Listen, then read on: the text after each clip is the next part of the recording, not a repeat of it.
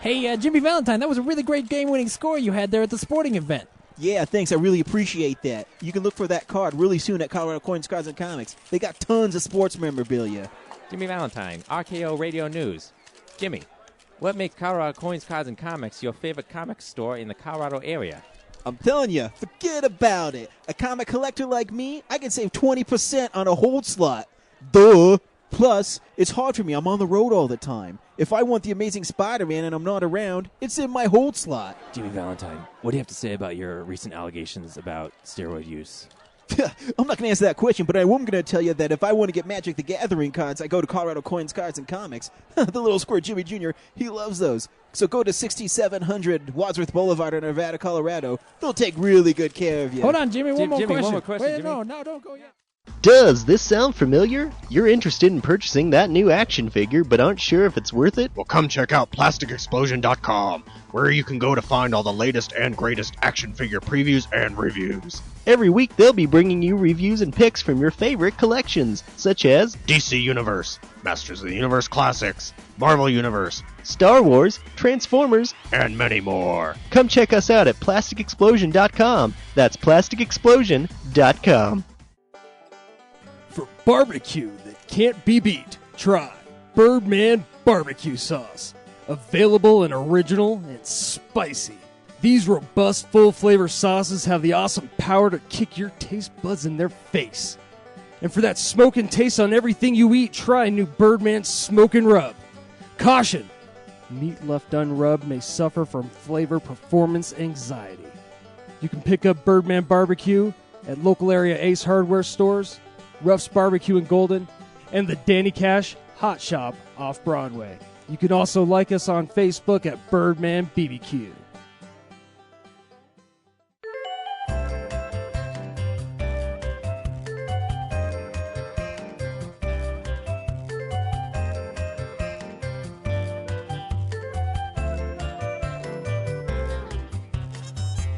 Welcome to the podcast. I am Ryan. To my right is James. To my left is Brad.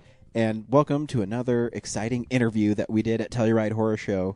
This week we are bringing you the interview we did with Rafael Antonio Ruiz, who directed The Quiet Girl's Guide to Violence. You always have a hard time. I don't know why I can't say it. I don't know why I just can't say it.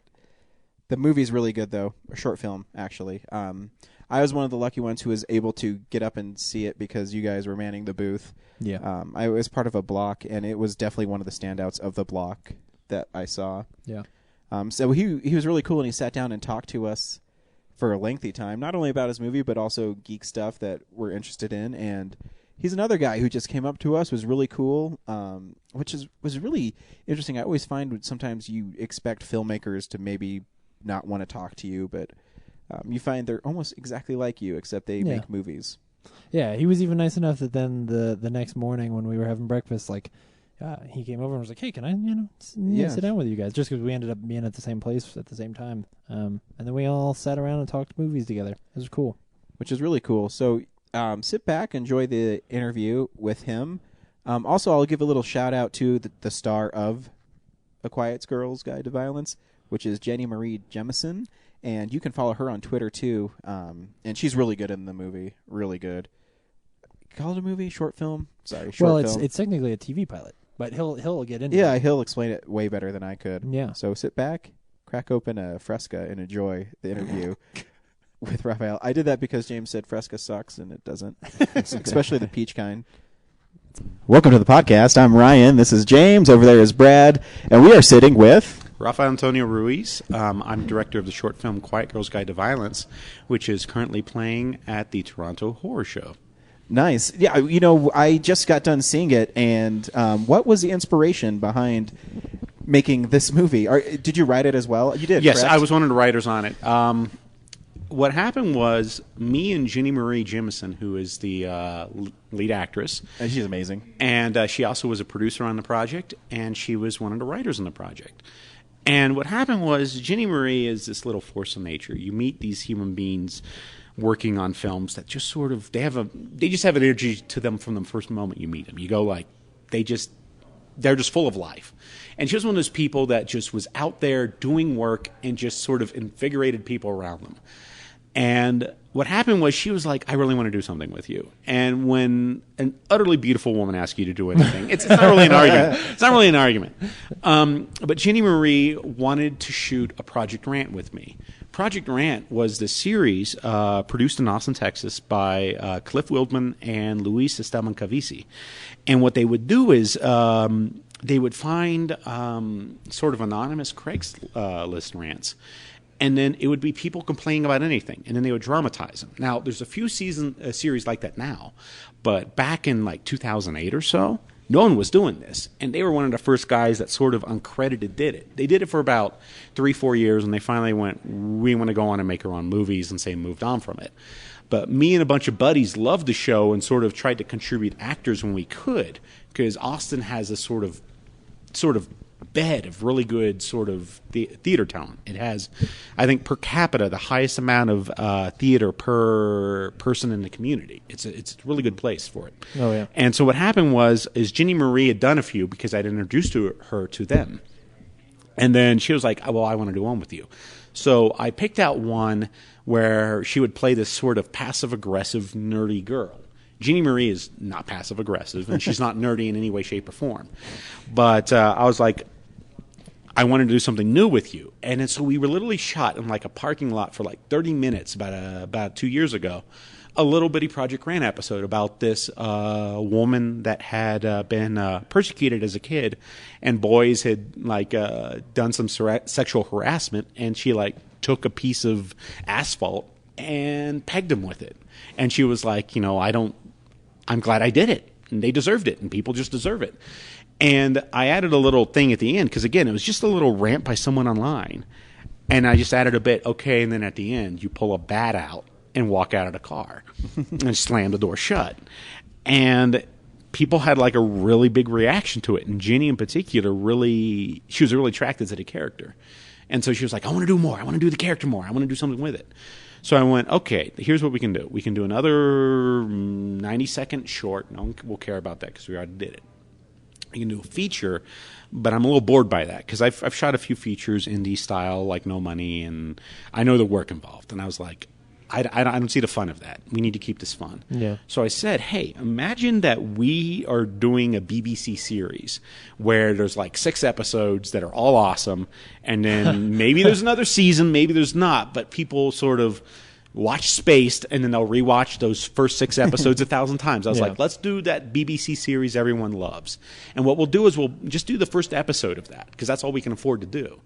And then we'll design it to be a self-contained thing so that, it's kind of like when you watch a first Star Wars movie. If another Star Wars movie never happened, you could still rewatch the crap out of that movie. Yeah. And so that's the principle I tried to use, is like, let's make this a self-contained story where it tells one thing.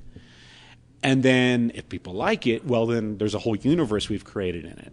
Because I think I said it at our little sort of Q&A afterwards. It's 15 minutes, but there's so much plot in it that it's dense. I call it like a pastrami sandwich with a lot of meat and a little bread, because there's like not a lot of pausing. There's a lot of it's a dense thing. Yeah.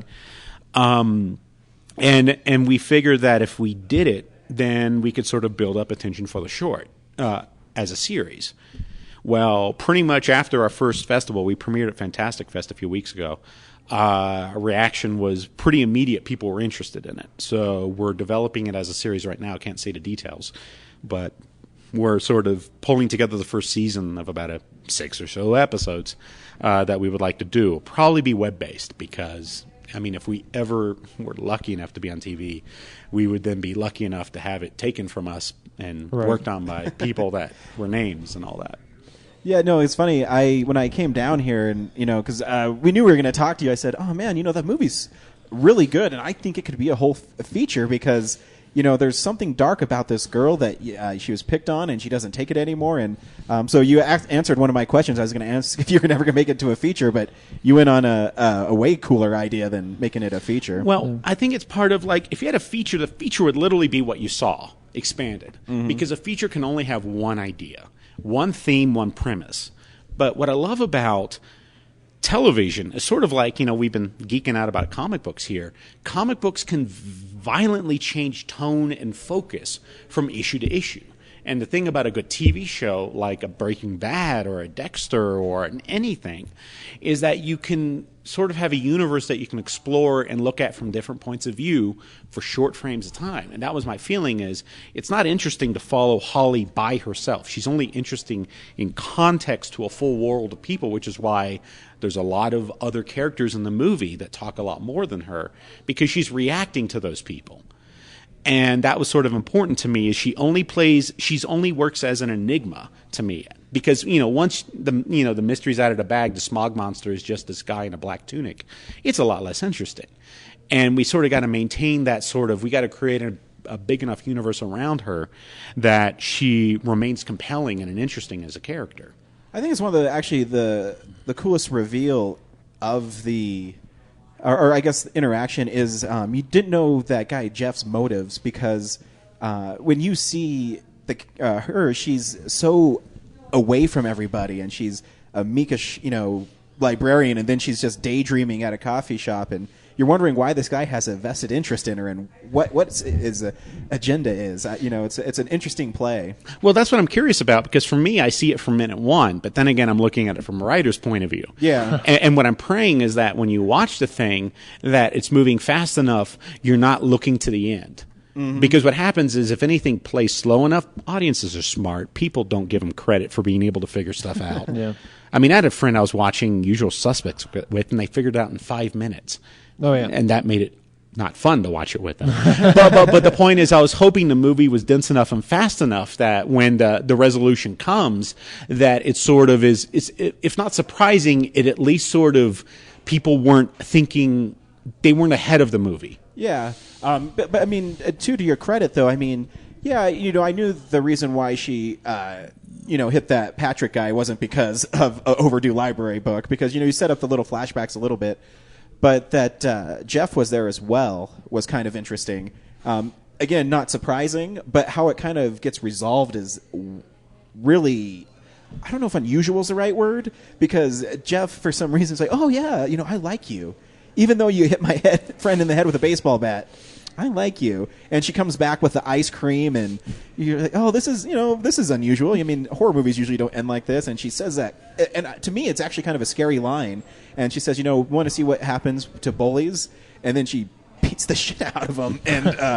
And she kills him like Jason Voorhees killed somebody, and Jason Goes to Hell, by bashing his head in a door. So, to me, sometimes a normal person who does barbaric things like a Jason is more terrifying than Jason doing it. Well, I'll be honest. What I like about that last bit is there's nothing premeditated about it. No. And there's nothing being used that isn't right there. And to me, violence that happens organically always sticks with people more than violence that happens where, wow, I magically have the serrated blade in my jacket. It's kind of like it's amazing how we always remember the violence that's based on, like, if I decided to beat you in the head with this microphone right now, it would be or your cell phone, it would be more memorable because we can relate to the violence. Mm-hmm. And I think there's sort of like several scales of it, because, I mean, I don't even see this as a horror movie. I see it as a dark comedy, but genre festivals seem to like it, mm-hmm. because it sort of rides that line of reality with dark crap sort of right beneath the surface type of thing. Yeah, because she also sees things that to me, she kind of sees things differently.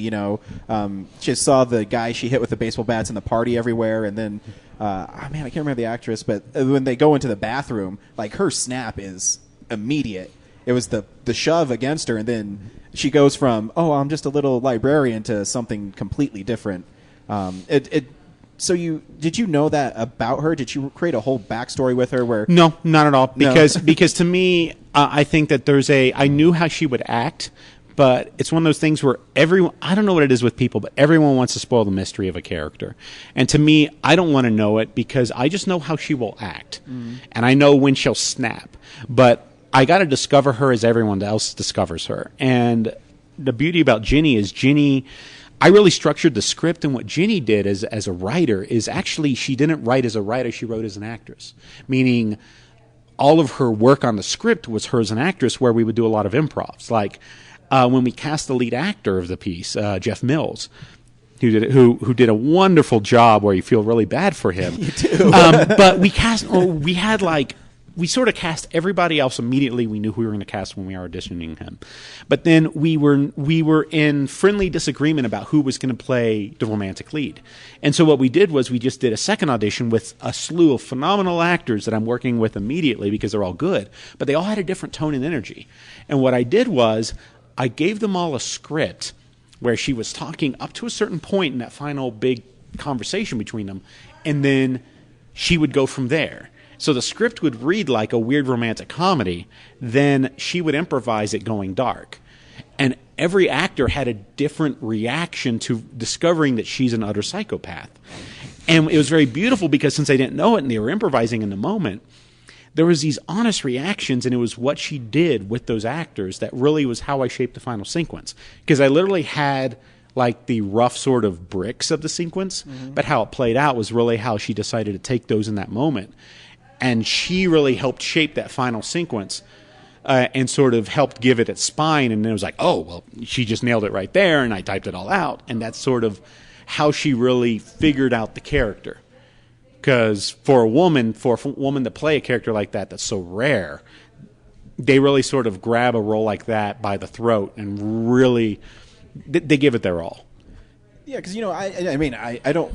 you kind of relate to Jeff, though, because, when he's talking to you, he's like, it's that long ago. Let it go, I didn't mean it, but she didn't let it go. And I think that's an awesome character moment, because I think a lot of times, because it would be a romantic comedy, and, they would find that happy ending, and the darkness, I love when it goes that way, because it's not expected. And you talked about it, too. You want to find those moments where they're not going to find it.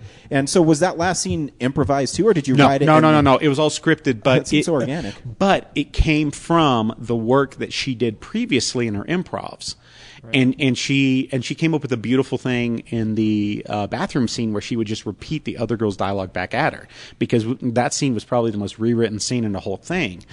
And she found the whole sort of mimicking, mirroring thing that became sort of creepy cute at the same time. And we literally worked out the word that sort of sparked her into going crazy in the bathroom, which was, I think it's too subtle for people to pick up, and I get it why. But it's because the other girl says the word head is really what what cues her. I don't want people to. That's the answer for me. Mm. Anyone else can have their own answer, and I know that it's one of those things that may be too sort of indirect for someone to go, oh, that's what it was. But you know how it is. Yeah. Filmmakers have their reasons, and audience have their own reasons, and never will they align. It's like talking to David Patrick Kelly about Donnie Darko. And it's just like, that's the movie in your head. That's not the movie I saw, and I love the movie in my head more than the movie you have in your head, type of thing. So, however people interpret it is however they'll interpret it. So in a short like this that's 15 minutes, is it hard to pace things properly? Because, you said you have so much in it, and you do. And I thought your short was only literally like 7 minutes, because it's really good, and it's just whips. And especially with a character who's so unique that you don't want to overstate her, but the pace is important for the audience to understand what's going on. Did you find that as a challenge when you were making the movie? That was the hardest part. Hardest part was the editing. The filming went beautifully. It went. I've had good shoots. I've had bad shoots, and this shoot just went like butter. It just flowed, and you don't question it when it goes well. When the cast clicks and people click. That's the weird thing about being about a director, is people think you're spending all this time like directing an actor and telling this and that. But the point is that if you get a good actor and you sort of prep with them and talk with them a bit, they're good. They know what they're doing. They'll put it together well, and they'll do a beautiful job. And you'll hear that a lot, where like all the work is in casting, and that's true. Like my biggest direction to her was I wanted her to freeze the bottom half of her face so that all of her emotion was in her eyes, rather than in the lips and the cheeks and all that, so that you're reading her eyes more than the rest of her face. And that was really my biggest direction, and she took it and she ran with it. God, I feel like I meandered away from your original question, though. Oh, no, but in terms of editing, it really was having all of the story, because it's a dense story with a fair amount of characters for that amount of time, and it was really letting the air back into it, because we had an 11-minute version of this. It didn't work. But we knew it, and we had to do it, so that we just slowly added back in pauses and character beats until it just felt right. And what's weird is, realistically, even though we wrote it as a 25-minute piece, What's going to probably happen now is as a series, so probably a web thing, the episodes will probably run, 15, 20 minutes and have that sort of faster energy than we originally expected, because I find that so many web shorts have I like to call it Canadian TV feel, where it's like it's all in one location, it's well shot, it's well acted, but you don't feel like they could walk out of the room and go into another place. Yeah. You don't feel it. And when you watch a show and you don't feel like we're ever going to leave this office or this house of this couple. And that's why we kept jumping around location-wise. I think we only repeated the library, and that was the point. We wanted to make it feel like the story could go anywhere. And that's sort of like anything else we do has to maintain that sort of, it's like a little movie. Yeah. As opposed to a skit or a sketch. One of the things that I think we've all been so impressed by is that all of these shorts have been particularly professional looking, and it's just a sign of the times that now so much cheaper you can make these movies on a low budget look so good. But you had a very special opportunity to get the sound done at Skywalker. Talk about how did that happen, and what was that like? Well, like I said, Jeannie Ruiz is a special human being. I'd like to take credit for it, but I'm not going to lie. We managed to get two really good artists for our Kickstarter campaign. Phil Noto, who's a really good comic artist, and Tara McPherson. And they both did beautiful work for us, and I'm forever grateful to them. But Tara knew a phenomenal sound mixer at Skywalker Ranch, Brandon Proctor. And at the same time, our producer, I have to do a little shout out to Christopher Shea, our producer, did a wonderful job. Knew a phenomenal sound mixer, Emmy winner from Sesame Street named Chris Sassano. I know I'm probably missing a vowel in there or something, but both Brandon and Chris really nailed it. They did a beautiful job, and we sort of. I pretty much knew that there was going to be this sort of sound design where the flashbacks and her sort of the movie really is sort of inside Holly's head. So we knew that there were going to be weird sounds and stuff that were going to keep popping up to sort of go whenever Holly's having a non-flashback, so to say. Yeah. And Chris really got it right in the design, and then Brandon nailed it in the mix. And I mean, I've been to Skywalker Ranch before. It's a beautiful place. It's quiet. I mean, I've lived in L.A. and the thing is, it's just like wind blowing, and that's it. And then when you go inside, you'll work really hard, and there's really good equipment. You go back outside, it's like, and like beautiful golden slopes and cows over in the horizon, and all you see is the little lake. And I mean, yeah, it's great when you meet George Lucas or Dennis Muren or Gary Wrightstrom or whatever, but I think it's cooler when you get to use the toys that the big boys use, and that's the part where I geek out, where I get to play with the toys. And then when you're there with them, and then they listen to you, and then they go, oh my God, they're listening to you. And then when they go, I don't think that works, and you're right, oh my God, they're right, that doesn't work. And that's the part where I think I really geek out, that you get that opportunity to play with the big boy toys. Yeah. And they're so professional and respectful, because what people don't know is Skywalker Ranch and Skywalker Sound in particular are very big on indie sound. Like Take Shelter was mixed there, and a lot of indie projects are done there because they have a big support of sort of independent voices and independent film. And a lot of people just never even bother to think to go to them about stuff because they think it will be, prohibitively expensive as such. But no, they really, really want to support the community, and they want to sort of give back. That's so cool. That's really cool. What influenced you as a filmmaker? When did you know that you wanted to make films, and what movies really spoke to you? Well, I wanted to be an animator when I was a kid. I loved comics, as I've been talking about, and I loved animated films. But I'm a right-brained guy. I like being around people. I don't like sitting in front of a desk too long. I like the interaction. And so animation never was for me. So I pretty much from 15 on knew I wanted to be a filmmaker, even though I was sort of, from being a kid, I was sort of going up to it. I can't do anything else. I'm mentally handicapped that way. But I knew immediately I wanted to be a filmmaker. But the thing about filmmaking that's very tricky is you both have to have a voice, and you both have to work with people well. And for my journey, anyhow, it's been really about learning humility and learning how to work with others and respecting others in the process, because it's such a collaborative medium. Yeah. And in particular, it's really giving other people the times and the moments to put their fingerprints on it. Because unlike, say, an animated film where you can plan out every moment, there's so many things that can screw up when you're filming, and so many other things other people from other departments in front and behind the camera can give you, that you have to be listening to them when they bring it to you. It happens. Yeah. So that when, Harrison Ford goes to Spielberg, hey, I'm sick, let's just shoot the damn guy. And it gives you a brilliant moment. You listen to the person in front of you, and they give you a great moment. And in particular, I so love our cast in that movie. There's so many. It was funny. I was doing a transcript of the dialogue in the movie for the subtitle track recently, because we're going to a few foreign festivals right now, and so I went through and I actually subtitled the entire movie so that other people could translate it into French or Portuguese or whatever they're going to do it. And I realized how all the dialogue is the dialogue we wrote, but it's also slightly tweaked by all the actors in little ways. Yeah. And one of my favorite lines is actually totally my two favorite lines in the movie are totally improvised by the actors in between the real lines. And you got to be flexible like that. You got to have ears at the same time that you've got your vision.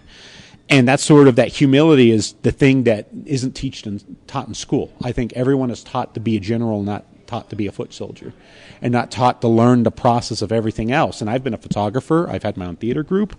I've acted. I'm an okay actor. But I mean, I have done all these positions. I have done all these things. And so I respect the work that everyone brings and the point of view everyone brings to the process. So, but that's more of the mindset of it. In terms of what I love as filmmakers, I'm a big populist filmmaker guy. In the end, I believe the best movies have a poppy quality to them, and they engage everyone, and then sneak in the little stuff. I mean, I can go geeky and say, yes, I think Kurosawa was one of the greatest writers for film ever. I can say, I think Hitchcock was the most amazing framers for camera ever. I can say early Spielberg was that amazing mixture of like 70s photography with like the best of American craftsmanship, or Scorsese, or on an animation side, Hayao Miyazaki or Ozu or whatever. I can go geeky on that. But the point is, I think there's this pop mix that is why people love Wizard of Oz, why people love Casablanca. And these were not designed to be movies to be the best movies ever made. Right. They were designed to be entertaining movies. And the best movies have that mix between the pop and the art, where they just blend together, where they exist side by side. And they're just so full of life that you'll revisit them 1,000 times. And that's where I think the best stuff is. So I'm not big on the sort of uber art in your head, internalized cinema. I don't believe cinema is internalized. Cinema is emotional. Cinema is aggressively emotional. And it's just that sort of, that unique new art form that combines every other art form that I love. And so I'm always learning from it. Because I'll tell you right now, I mean, in terms of the short, I see some Fincher in it, definitely. I see some Ridley Scott in it. I see some Spielberg in it. But that's not my one style. I mean, the movie I made before that, it's called Holy Hell. I have it as an iPad app. I shot it totally handheld. And because I had a lot of actors, I didn't have much time to shoot, and I totally took a totally different technique than what you see in Quiet Girl. But you sort of take the voice that you feel works for the material. So I mean, just to follow up, so you never feel handcuffed to a specific style, I guess. So you could shoot anything so everything really excites you shooting wise. Mm-hmm. Is that why? Because Quiet Girl has moments where you're right. It has the romantic comedy element, and then it has kind of the crime little bit in it, and then it has the horror element in it, and then the thriller. Is that just because you like so many and you want everybody to be entertained by your movies? Well, I don't think everyone could be entertained by Quiet Girl, but at the same time, I want it to be aggressively engaging. Meaning, I think that there's so many different style-wise, it bounces through so many different elements. Like one thing I learned on the project is you can have handheld in the movie as long as you do it side by side with some non-handheld work. So literally there'll be scenes that are totally not locked down. And the scene after it, there's not a single shot that isn't either in a dolly or on sticks. And I actually learned that of all things from Alien, which is a beautiful movie, which is a mixture of both verite and the best of studio filmmaking. You know, and I don't think Alien by itself influenced it by itself, but I know that sort of keeping an eye out for what an audience can accept. So there's a very particular reason why all the awkward scenes are handheld, because handheld makes you feel slightly uncomfortable. But this isn't like the mumblecore handheld. It's very sort of, no, I have a rule about handheld that I stick to, which is you always shoot handheld as if you're shooting it like a normal movie. And I think too many people shake the camera for no good reason. The camera's going to shake when you're handheld, no matter what you do. So you just let it happen. But try to not shake the camera. And that way I think the shake has more of a cleanness to it. It doesn't distract you and you don't think about it. No, I agree 100%. I think that's one of my biggest problems sometimes with action movies now is, you know, that handheld where it starts on the character's face and he just might be talking to somebody, then all of a sudden it like kind of falls down and goes back up, and it just is, it's distracting. Well, I don't get it in a movie that I like Star Trek, where there's all this handheld and there's two people in the middle of Iowa talking in a bar and the camera's shaking. Like, what's making the camera shake? Is there like an earthquake in Iowa that I'm not aware of? Neither of them are angry or irritated. It's like a quiet scene, yet the camera constantly shakes, and I'm like, what's the motivation behind the shakiness? Yeah. And that's what I don't get, is it's this de facto, it's like literally what people slap on to say, this is emotionally real. This means that this means something, when in fact, the best handheld is invisible. Like John McTiernan, I think he's a god of action filmmaking, and his handheld, you don't notice it. You forget it. And I think that's the best stuff. It's the stuff where you're in the world, you're in the movie, and if you notice a handheld, I think they screwed up. Yeah.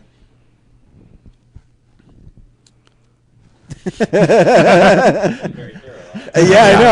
I'm trying to. I don't want you to ask me any questions, Ryan and James. No, there was a point back there where I was going to say amen, but I think that's it. I guess you said you're working on expanding this short into the web series. Is there anything else like not horror related you're working on, or?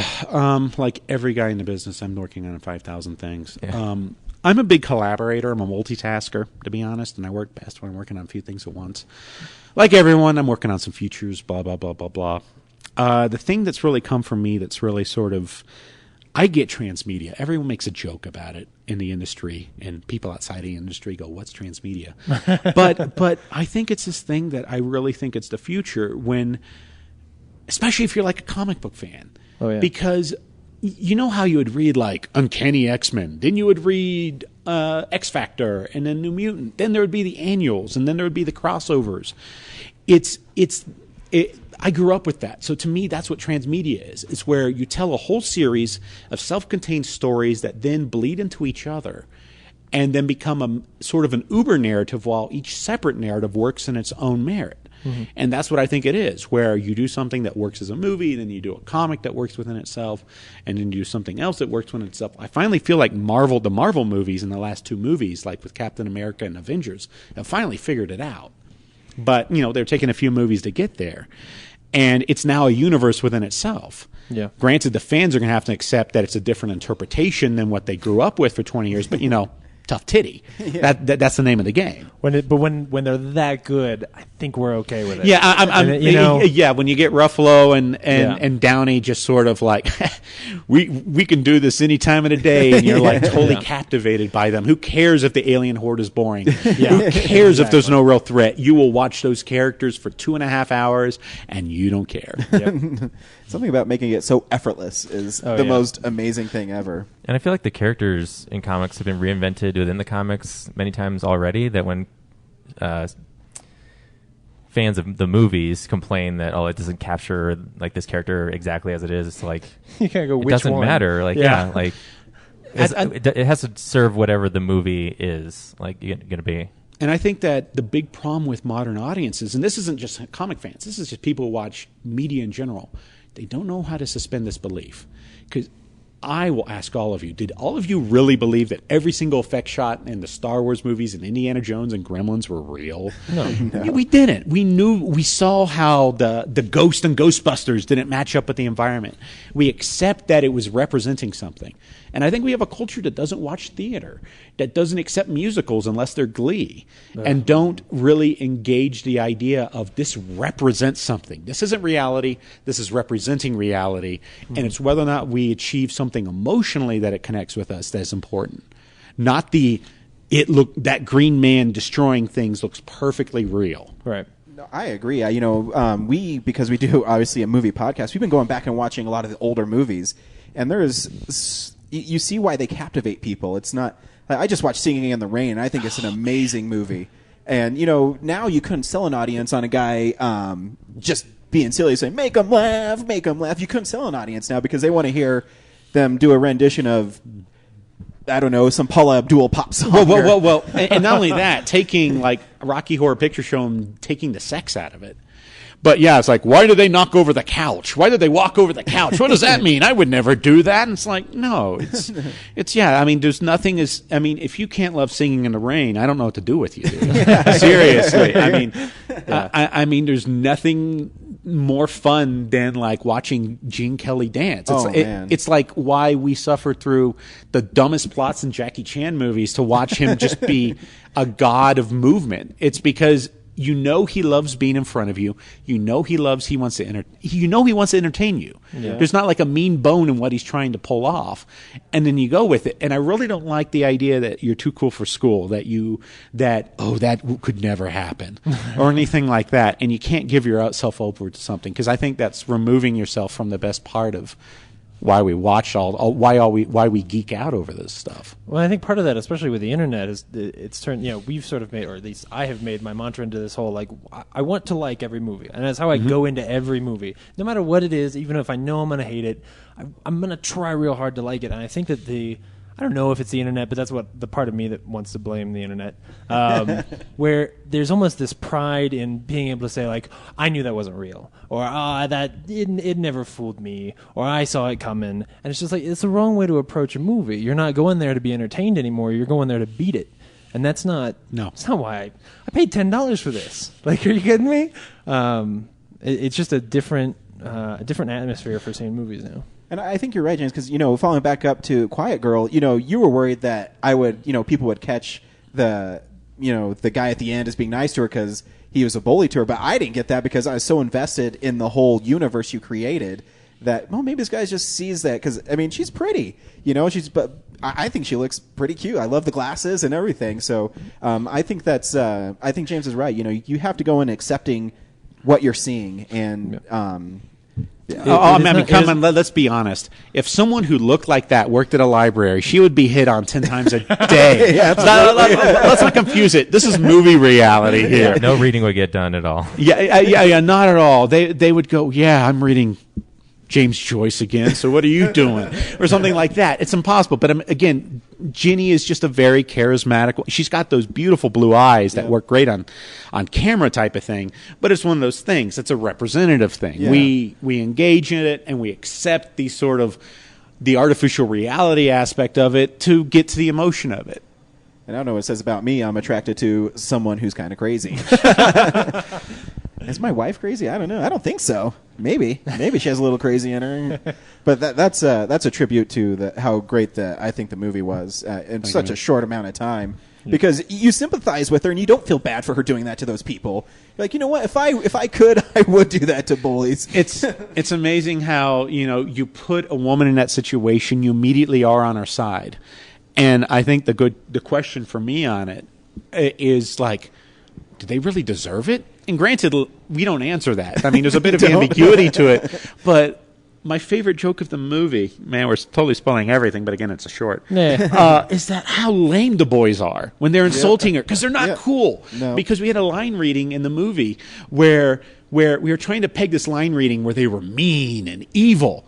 And the boys couldn't do it because they're like, 15-year-olds and they were sort of lame about it. and it's so fun because my favorite thing is like, they say the horrible line and they go, yeah. And you're like, oh my God, these guys are such dorks. And the fact that would traumatize someone from a certain perspective is, to me, really funny. It is, yeah.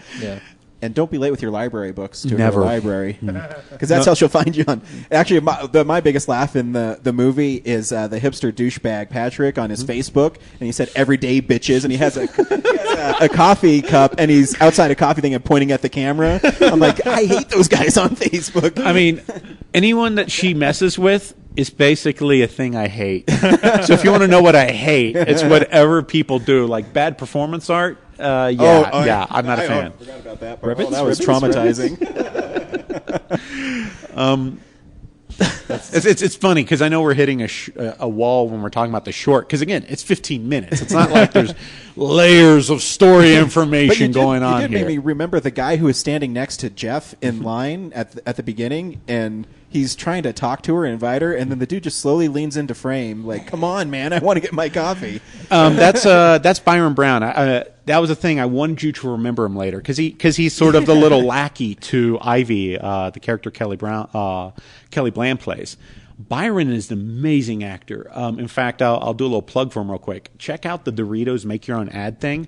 He was on this video that got, like, literally the day we shot the sequence where he gets all the whipped cream come on his head. This video that he was in was blowing up, got 1 million views in one day, where it was this guy showing how he makes Doritos. And it was this, quick 30-second commercial. It's hysterically funny, but Byron is just a little kamikaze of comedy. I mean, he just he does anything. You put him in a scene, he can steal it, in 5 seconds, put it in his pocket, and walk away. Well, I mean, he has that throwaway line, too. He says, "I have chocolate syrup all over my body." That's it.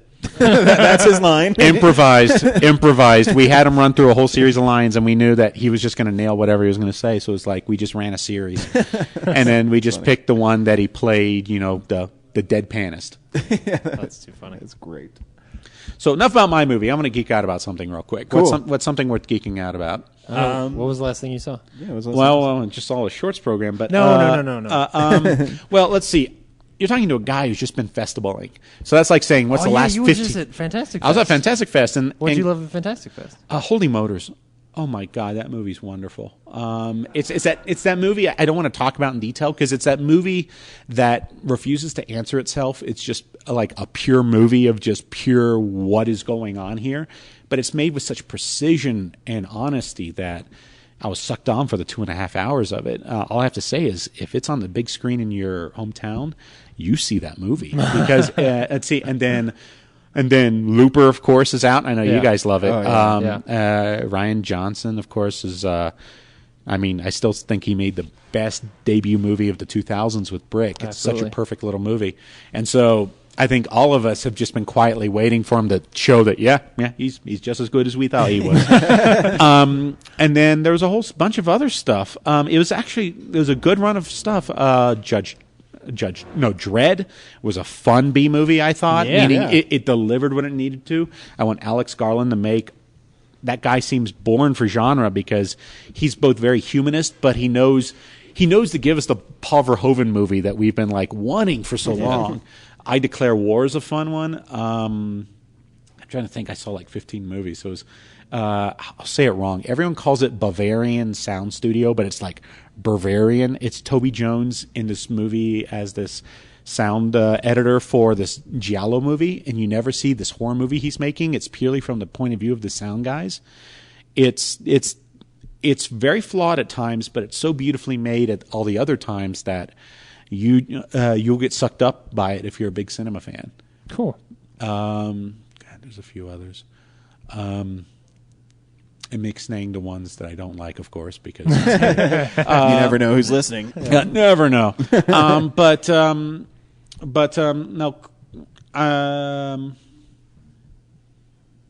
I'm forgetting. There's tons of stuff, but there was just again, you see so many movies. You're seeing 5 movies a day sometimes, and in they just blend together in your brain. I just saw at the festival. It was at Fantastic, but I missed it at Fantastic. Errors of the Human Body. Oh, yeah. And Michael Eklund, who I met there, a class act man, and I'm happy to say he's a class act actor. He really, really was fantastic in the movie. Very well acted all across the board, and it was really solid. A few others I'm looking forward to. I'm going to go see Battery tonight. We are too. We're really looking forward to that yeah. one. Because Yeah. we found out their makeup designer is one of our fans. Like, really? You know who we are. All right. Yeah. Well, that's what's so funny is that business-wise is that you eventually realize you know so many other people, which is why it doesn't do you any benefit to be like a mean girl, because it will bite you in the ass. It's like you will bump into someone who knows someone, and it'll be at the weirdest moment too. Which is what's weird, because when you're at a festival and you bump into other filmmakers, it's that sort of explaining to a virgin type of thing. You can't explain what it's like to make a movie to someone else that's made a movie, because it doesn't matter if they don't like your movie. They empathize with you. They empathize with what you went through. And so there's this sort of, yeah, that was that. Yeah, that was that. And everyone else will be like, oh, I thought your movie was pretty good, but you could be better. And your mind is just like, oh, that was so hard to make. And so the other people will still empathize with the difficulty and all the challenges you went with, regardless of their opinion on the actual project. And that's what I sort of love about it, because it's not that thing where you're in the industry and you're just being professional polite.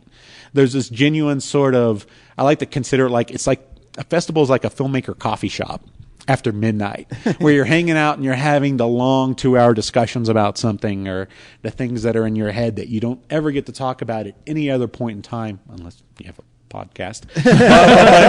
But it becomes that place where all the barriers are down, and you seem to have the most honest filmmaking conversations that I think I've ever had. Oh, I agree. We did Mile High Horror Fest last week, and I was shocked about the candid conversations we would have with people. We interviewed an actor, and his point of view for making a movie was different than a director's point of view, and it's a really cool, like, close-knit group. And one thing we kind of got over is that people are so nice. It's always intimidating asking a filmmaker like you, say, oh, will you please sit on our podcast, please? And what you learn is most of them are like us. They just make the movies we enjoy. Yeah. And Well, I was just talking with Gabriel, one of the hosts of the festival, and I was like, you're creating content too. The only difference is your content is sort of in context to our content, but it's still content. You have to produce the episodes. You'll get worked up when something that you worked on isn't as good as you want to, and you angst over it, and you angst about how this didn't work and how that didn't work. Your turnaround is just faster. But it's the same constant. You're generating stuff that you hope is good and you hope people are like, and you hope is honest and sort of says what you want to do. It's the same thing. It's just a different thing. I bet a baker feels the same way about a cake. It's like, I really hope they like my tiramisu I just did. That type of thing. That's funny. Brad, you're a filmmaker. Do you have any questions for a filmmaker? I put him on the spot. I love doing that. He's been monitoring the sound, so he's been like watching and judging the entire time. Well, you've been so thorough, like as it is, like you're saying before, like two filmmakers get together and they try to talk about the process, and it's like like you just kind of relate and accept it's because you already know how some things work. So there's not really like, well, how did the camera work for you? Like that doesn't further to the discussion. But I just did the 48-hour film project for like the third year in a row, and it's always a different animal each time. And like, do you work with a lot of the same people, or like you said, you like to collaborate a lot? So on the writing level, I tend to collaborate a lot. I love writing with other people because as a writer, I don't like internalizing the process of hating myself and hating what I did. I'd like someone else to hate what I do because it makes it easier in arguing it out, and it sort of externalizes the process of what you as a writer do. Because to me, writing is in some ways much easier than I think writers make it out to. That's why I don't like movies about writers, because it makes them into such a self-torturing thing. And the point is, you have an amount of time, you have to come up with a story, and you got to write it out. And between writing and casting, we pretty much had less than a month between writing up the idea of Quiet Girl and casting. And we did rewrites while we were casting once we saw the actors and we did tweaks, but from first draft, the story never changed. It was only dialogue in relation to the characters. It wasn't the sort of the spine of the script that didn't change. And I feel that restrictions on any level of production always invigorate it if you embrace what the assets of the restrictions are.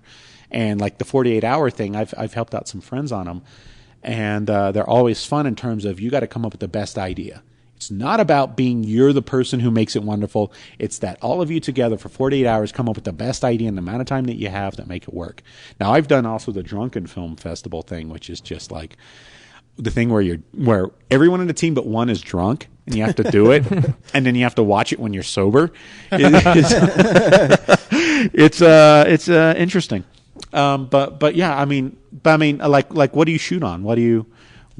Whatever I can get my hands on. I started out with a VX2000, which is like a PD150. I'm trying to get into a DSLR, and then for this year we used a friend's. What is it? It was a Canon. It's comparable to an HVX2000. Was it? So I'm just going to laundry list. Or 200. Yeah. T2i, 7D, 5D, 1D. I haven't shot with it. Well, actually, I guess I used a D5100 for last year, but like this year it was it was a video camera, not a DSLR. So Okay. I'm trying to get a DSLR because They're so good. I mean, Yeah. we shot on DSLRs, and I have lenses that I used on the project that are more expensive than the cameras themselves, to be honest. Yeah. And the lenses are so important. And I think that's the thing when we're talking about the democracy of well, it's not film anymore, but the Yeah. democracy of movies is that the equipment is so good that I mean, I've shot on film. I didn't really enjoy it because I knew digital was coming, and I'm like, why teach myself all these tools I'm going to have to dump in a heartbeat? So I literally just did other stuff for several years in the industry until I knew the technology was good enough, and then I was like, okay, I'm going to make movies again. Because I was just at that age where Avids were starting to happen, and digital wasn't quite there yet, but I saw it growing every year so quickly. I knew by Moore's law it was going to be good enough, and I think in one way that's so to a lot of people I know that's sort of like, oh my God, there's so many people else out there that all of them are making their movies and I don't know if I'm good enough. But the truth is that quality does, metaphor-wise, does show up. Yeah. Your ability to tell a story well will always show out in the end.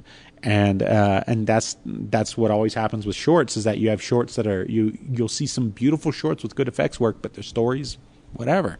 And then you'll have a less expensive one that was shot for nothing at a 10th or a 20th or a 30th of the cost of an effects reel one that just has such clean acting and storytelling and just saying something that you're like, well, forget it. Well, clearly it gives people that opportunity. I think the big problem now is because there's so much of it out there, you have to find a way to get it out there and a way to, this word's sort of a bad word, but brand it and get people to notice it. And I think you have to set aside some energy and some focus to figure out how you're going to present it, because it's all part of it. It's all part of the wind up and pitch of getting someone to see a project. And that's the thing I think we really benefited from, is that because Ginny's design firm was so good at sort of getting the sort of thing out. We're short. It's a short. Shorts mean nothing in the end. I mean, can you sell a short? Can you put a short in a movie theater? You can't. But I think we really got some wonderful exposure by the fact that it's so well presented, even outside of the thing itself, that people sort of instantly notice it from even our logo type of thing. And sort of going into it, and my sort of approach on that is, that's part of the process. It's sort of, advertising is not a bad thing. It's not a bad thing. It's part of the storytelling, because you remember the good posters to movies you love. They say nothing. They give you a mystery, and you go, why is that guy holding that ring in his hand and he looks like he's so sad? Why are those kids riding those little boats to that castle? Type of thing, or whatever. It's like that poster come on, that Phantom Menace poster of Anakin with the shadow of Vader. That is more poetic than any of the prequels. Yeah, absolutely. So, I'm sorry, I didn't mean to interrupt you. No, I was rambling. How do you get noticed then? Because, you said yourself that they don't play shorts in movie theaters, and, so is it just you shoot it and then you put it out there and hope festivals pick it up, or how does that work? I don't know how it works, to be honest. I feel there's a luck factor involved that I can't deny, so I can't. I'm not the king of. I'm not the king of shorts or anything. It's only thinking of the king of shorts. It's like Work Davis is the king of shorts. Wow, nicest guy in the world. I'm sorry, but you're not going to make it into shorts this year. Away from you. But it's. it's really just sort of putting yourself out there and being an extrovert and being friendly and being honest. The nice thing about it is people always make fun of the idea that you're schmoozing and networking and finger quoting, as I'm doing right now, as if it's a bad thing. But the point is, if you love what you did and you're honest about what you did, people smell the honesty on you, and they'll give you half a chance if you really just sort of are friendly about it, and just don't feel bad when that hot girl film festival says no to you. You just keep going. There's enough festivals out there, and don't. The thing I really think is uncool is when people don't get into a good festival, even though they've done a good short, and they get pissy about it on the internet. I mean, everyone's going to see that. That's like writing a bad letter to your ex-girlfriend about something, but the whole world got to see it. It just comes off as unprofessional. And the thing is, just there's always another opportunity. There's always another place. Keep plugging ahead at it. And even if your short wasn't that good, do another one, and just keep working at it, because you have to be stupid about it. And stupid in a way that you're not going to do anything else. It's what you want to do. So keep doing it until it gets out there. And that's all it is, because it's you're leaping into the void when you make that choice to do that. And you have to accept the consequences of that. Means I may be poor for a while. That may mean that I'll be totally frightened with fear that I mortgaged whatever to make this thing. But that's actually the journey and the process of it, that you have to embrace that uncertainty of making something, and then just enjoy it along the way, because there isn't a point where everyone goes, here's your bag of gold, and then you don't do anything. No, you do the next thing, and you do the next thing, and that's what the business is. It's you're perpetually doing something new. So the joy you get is the process rather than the final result. I think the lesson we just learned is that there's a hot girl film festival, and that we need no, to it was a metaphor. We need to go. It's a metaphor. Wait, it was a metaphor. Yeah. It's like that. Well, you know what I mean? It's like the hot. Yeah, It's I know. just like, can you go to prom with me? No. All right. But I think you're right. I think fear sometimes can be a great motivational tool, because if you don't have the fear, then you won't get behind it. I mean, I work for a living, and my fear is that I'm not going to be able to provide for my wife. So I think that's an admirable thing, because I think the fear drives people, and you can't be afraid of the fear. No, You should use it as a springboard. And you're not going to be perfect. And I think that what people are afraid of is they see like sheer perfection as they perceive it in these big, high-scale projects, and they think, there's no way I could do that. Well, you're right. You can't do that. So don't worry about it.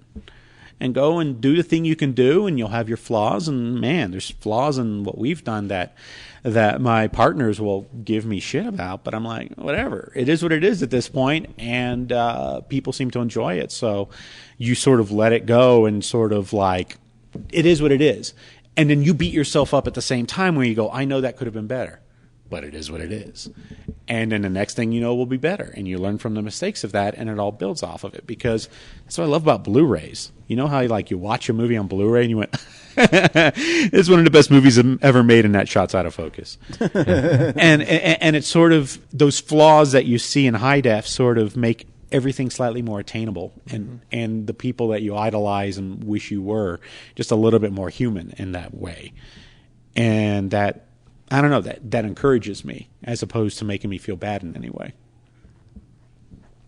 I think that's a great way to end this. That was really profound. That was awesome. Hey, but where can we find you online? Is there a place we can go to check out your stuff? Okay, well, we've got several things. First, Quiet Girl's Guide to Violence is at quietgirlsguide.com, but the most current information is on our web in terms of Facebook. And we're constantly updating what's going on with us.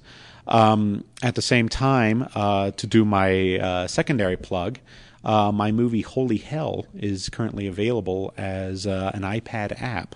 The first of its kind, unless anyone can prove otherwise. No, that's the first I've ever heard of it. It premiered as an iPad app back in January, literally in the middle of shooting the library sequence of the movie. And what it is it's meant to be a multimedia experience in terms of you get the movie, but at the same time there is 50 minutes of supplemental and extended footage in the app, and another 100 pages or so of in-world text and media. And it was a real experiment. I used to be a DVD producer back a long time ago, and so I've always big on like how you how you give extras to a movie, how you make it more than just the movie. And me and my writing producing partner, Lil Bartholomew, really put together, I think, a really beautiful package of, like, you watched a movie and then there's this wonderful world we did in connection to it. And it was a real chance we took, because this was a movie we festivaled, and then we saw the market was so glutted, and we said, we got to find a new, neat, clever way to present this, because there's so many new movies on Netflix streaming, it just becomes one of another movies. And I think it's a new approach that I'm really excited by. And I'm saying that outside of being that, well, I got to sell this to you. I mean, it really is a fun experience, and it really shares the love of this world that we created.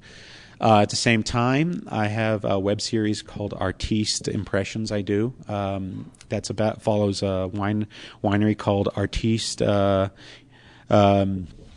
It's a winery in just north of Santa Barbara and San Ynez Valley, and it's a wonderful little series and a wonderful little winery that I do literally just for jollies. Cool. And then there'll be other stuff too, but whatever. That's still a lot of stuff. That's so cool. A movie app.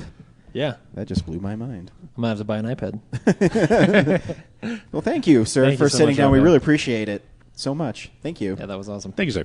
Thank you, Rafael, for stopping by. We really appreciate it. Again, taking so much time out to talk to us, not only during the interview, but also making us feel comfortable at Telluride, because, again, it's always nerve-wracking getting filmmakers to be on your show, because you don't know if they want to or not. And so thank you so much for geeking out with us. And, there's times when I was waiting for... You guys left because we were waiting for Laura. I was waiting for Laura to come back from the movie she was seeing by herself.